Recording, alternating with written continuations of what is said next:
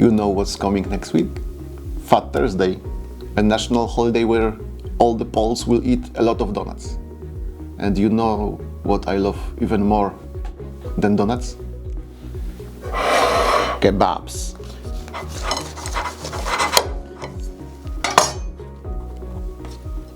Eating kebabs. Let's take a look at the crew calendar.